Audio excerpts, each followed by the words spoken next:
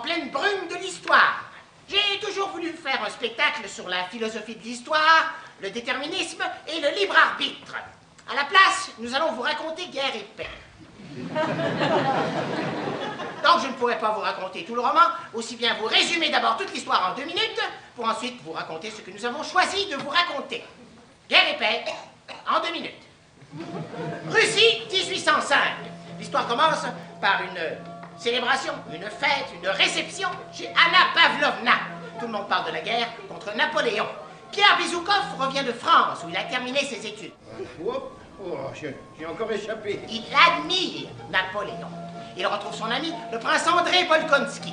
Pierre est invité chez Kouragine. Plusieurs jeunes gens fêtent. Pierre et Kouragine attachent un policier sur le dos d'un ours et les jettent dans une rivière. Tout le monde riait, mais pas moi. Le père de Pierre meurt. Pierre ne pleure pas comme il le devrait, mais il hérite de toute sa fortune. Pierre se marie avec Hélène, une femme charmante qui fait de l'œil à tous les hommes.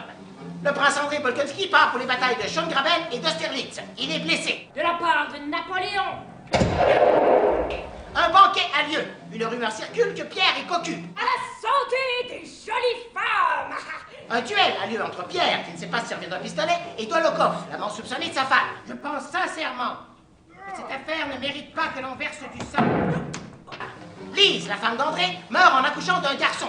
André, que tout le monde croyait mort, revient. Il confie son chagrin à un arbre. Des années passent. Tu es belle, Natacha.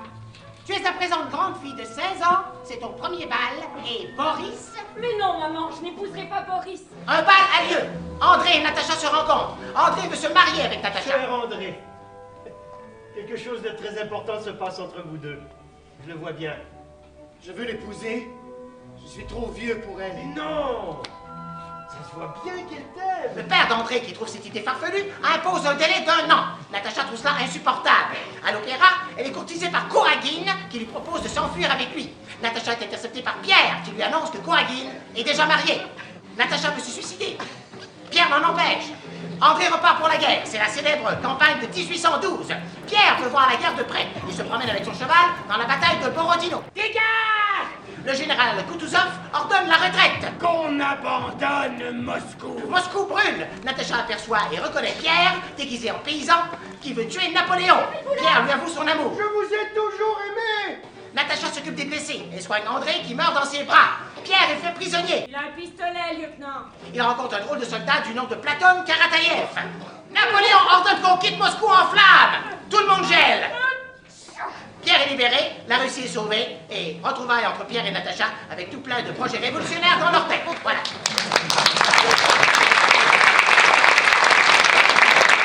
Des questions? Des questions?